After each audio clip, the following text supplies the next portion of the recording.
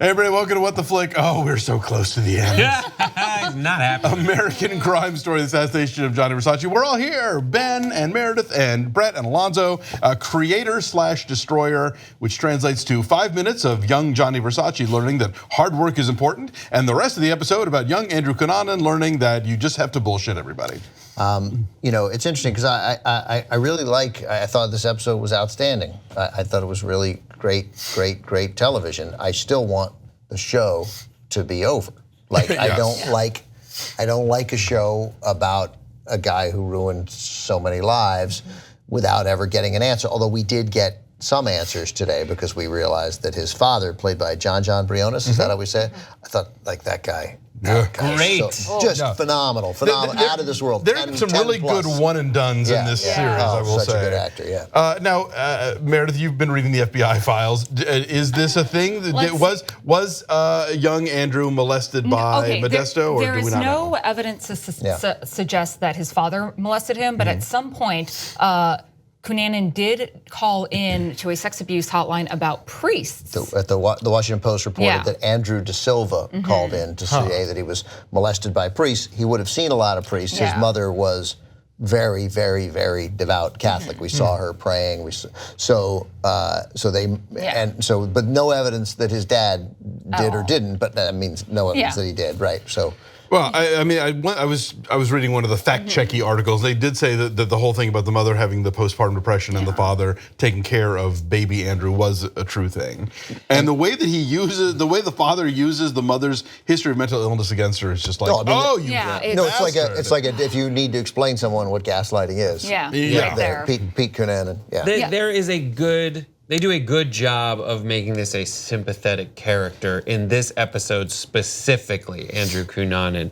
Whether that's like a responsible thing to do in something that really is building out people's understanding of something they vaguely remember, I feel like that's weird. But if you kind of cast that all aside and focus on like the narrative structure and the themes at work and the parallel telling of stories, I thought they did an excellent job from a technical standpoint, and it translated to an enjoyable episode to watch. I would have liked more parallel storytelling. I really we had a chance to really set up something great between Cunanan and Versace. Instead of just giving us that Versace in the first few minutes, we could have gone back, because they do like to play with that whole narrative timeline there. That said, I hated those first couple scenes because it was just like a crappy version of like Godfather 2. It looked like it was one of those TV commercials where like, how did young Olive Garden begin his passion for pasta? He picked tomatoes at a young age. You know that this is going to be a short scene with Gianni Versace and his mom. Do it in Italian. Yeah, why not? Because they start, because they're like, they have moments of it where it begins. She comes in, she's like, Gianni. You want to go upstairs and learn how to make a dress? But there's also like, and I'm like, we can just put it on the screen. It's going to be, this scene can't be longer than 3 minutes. We can handle it. We know how little this show is interested in Gianni Versace. It's not going to be that long. It would have been so much better if it was in Italian and the foreign language class was in English. Right. And they copped the fact that other languages exist. That's right. It's Latin, but it'll count. Yeah, it was. So that frustrated me and made it. And I was surprised. I just thought I thought they'd make the other decision there. Yeah. Again, I don't know. I think overall, I guess we're learning something about a show called The Assassination of Gianni Versace, because obviously that is not what it's about in any way. So the title is, we can say now, there's one episode left. The title is Misdirection, or. Obviously an acknowledgement that the assassination of David Madsen is not going to make season 2 of American Crime Story. But David Madsen, who has had principal roles, and he's excellent, the actor who plays him, had 3 or 4, he's had far more screen time than Versace, even if next week is all about Versace. And I was thinking about, would this show or most people give a crap if Andrew Cunanan had just killed a bunch of random gay guys and no celebrities? Right. No one would care. It certainly wouldn't be season 2 of. No, definitely not. And I would say that the reason they named it such is that I think most of us, even those of us who lived through Cunanan, we forgot that name. That name means nothing to us. Versace, though, that's a name. That's a name with star power. Sure. And that's really what we should be doing, is remembering the names of the murderers. Exactly. Well, but this whole show is about.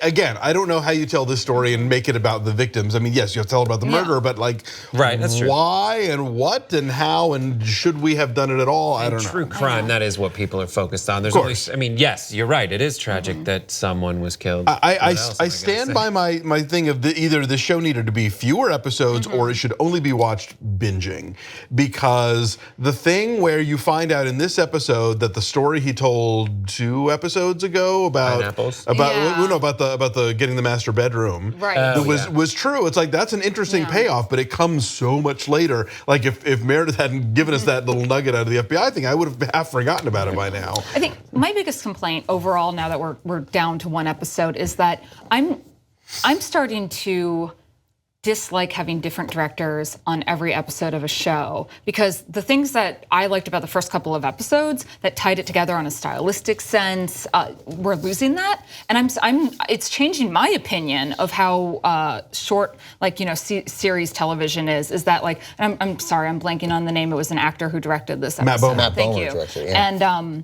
And it's like I love the first couple episodes because of how Miami was shot and shown in the 90s, and there was this beautiful stylistic approach, and those first few episodes really felt they're a part of something. Now each episode seems to stand alone, but it doesn't tie in overall, and I think for me, that's affecting how I watch the show. As a kid who grew up in a suburban neighborhood with houses that looked exactly like that, I was like, that's pretty accurate. No, I know it is very accurate, but I'm just saying, but I think in the earlier episodes, whoever was in charge of like the art direction or cinematography, I think they took certain stylistic choices and made them to provide like an overall like look and feel that made the first couple episodes more cohesive. And I'm starting to dislike in short form episodic television that we see this in serialized television. I don't know. It's something that I started thinking and talking about this last night with my partner, and I'm like, I don't know. I'm like, I kind of wish we had a overall sense of what's going on it's here. hard to say, because I'm sure a lot of the rest of the crew is consistent for the whole thing. Of course. You know, and so like, I mean, there's probably a couple of DPs rotating in and out, but like the art direction, a lot of that stuff, it's probably the same team. Yeah. And so,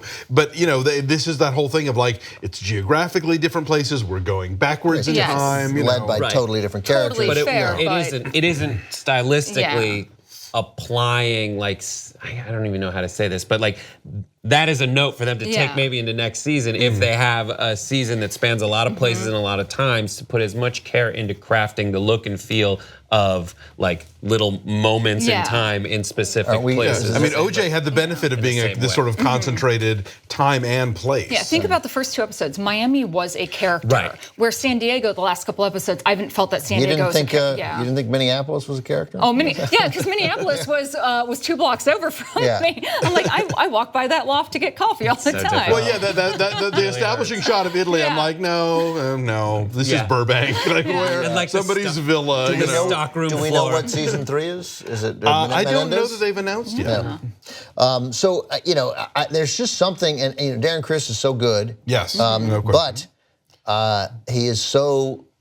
You hate him. You hate him, and then you just feel, you know, every every scene with David Madsen, every scene with Michael Norton, Jeff Trail. Oh yeah. You know, with these guys who were these sort of the only well-adjusted, sort of with it, cool people in this show, and you're like, their lives got snatched out by this. You know, I got it. And what's true is Dad did, all that's true. Dad did abandon the family, didn't really hop over the fence and run from the FBI probably, but was being investigated, did steal money, and did flee to the Philippines, and Cunanan did go see him. He spent a month there. Yeah. I think you probably read the same thing I did. He spent a month there and not. Dad left the family like $700. Yeah, he left nothing, and the dad's a giant. You know, the dad was a huge fraud, always was. Dad was emotionally abusive, almost certainly to the mother, and she says that he hit her.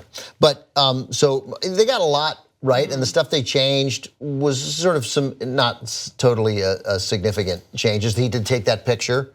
It wasn't his senior class picture, but it was a picture in the yearbook of him with the shirt. I mean, and I'm not even necessarily a stickler. These shows have to get all the facts right if they're telling an emotional story or there's an arc of, you know, character stuff or whatever. But even that half the time I don't necessarily feel like I'm getting. You know, Dave, when I was watching it this morning, and then when they come and foreclose on the house and everybody's leaving, he's like, yeah, I've been there. And I said, and that's why you became a serial killer. He goes, exactly. That's why I became a serial killer. All the stuff was, all the stuff we know I mean, the main thing is that amazing that a father would favor a last child like this, but that was all apparently true. All the other kids said, nope, got the master bedroom, got a car. He didn't get the car till 16. It's a great touch to give a kid a car at 13, right? Or 11 that he's gonna get in 5 years. When you have kids old enough to drive, you don't get cars. Can you imagine? That's the But worst. then he doesn't have the cool car. It's old. It's like, oh, why do you have a 5-year-old car? That's not new.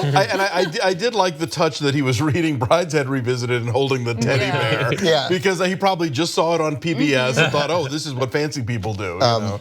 Yeah, but also suggested he was not unpopular at school.